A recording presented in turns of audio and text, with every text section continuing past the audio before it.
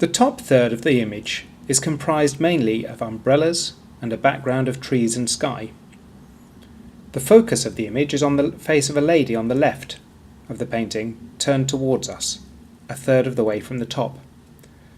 Our eye is then pulled towards a girl's face, again turned towards us, on the right of the painting, about a third from the bottom. These two focal points, together with a third woman's face closer to the centre of the painting, create a balance despite the painting's lack of symmetry. The painting is made up predominantly of colourful greys.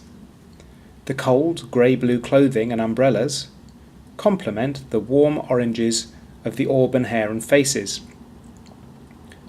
These complementary colours are used to great effect to brighten up the otherwise rather sombre colour scheme. There are two diagonals that meet in the centre of the painting. The first runs from the gentleman's face on the left to the youngest girl on the right, via the face of the lady in the middle, and the shaft of an umbrella that seems to be on its way up or down in the middle of the painting.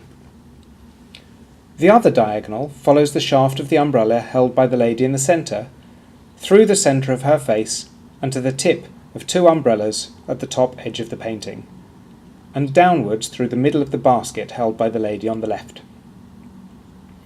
A third diagonal runs from a gentleman's face further away from the viewer, a third of the way in from the left, via the lady's face turned towards us closest to the centre, to the white hat of the girl on the right-hand side. These diagonals emphasise the hustle and bustle of the scene, creating movement in the composition.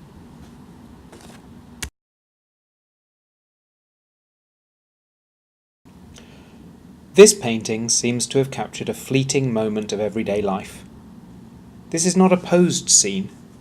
The characters are mostly looking away from us and seem to be lost in their own thoughts, and even those whose eyes we do catch seem to do so in the midst of some other activity, as if we, the viewer, have just asked the time or made a loud noise.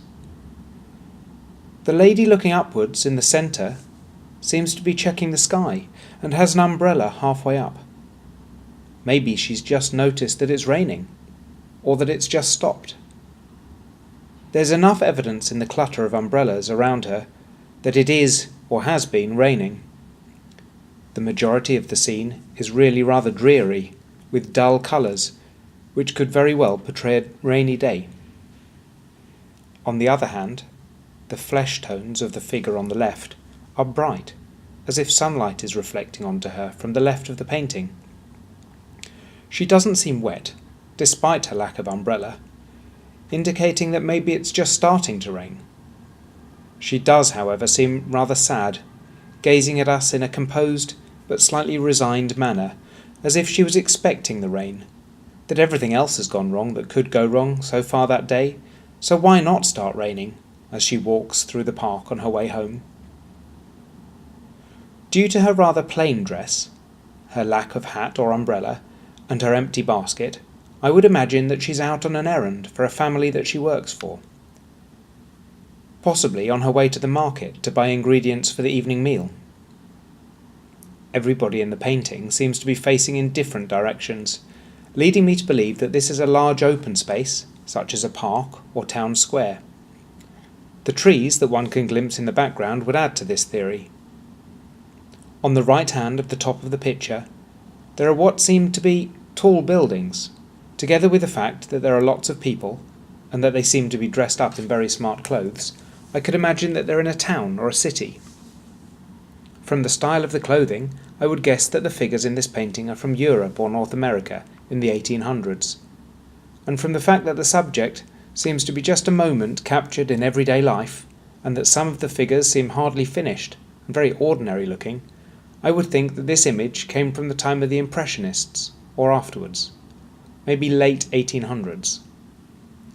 As I happen to know that of the Impressionists, Renoir was the one most interested in portraying people in groups, I would guess that it's he that has painted it.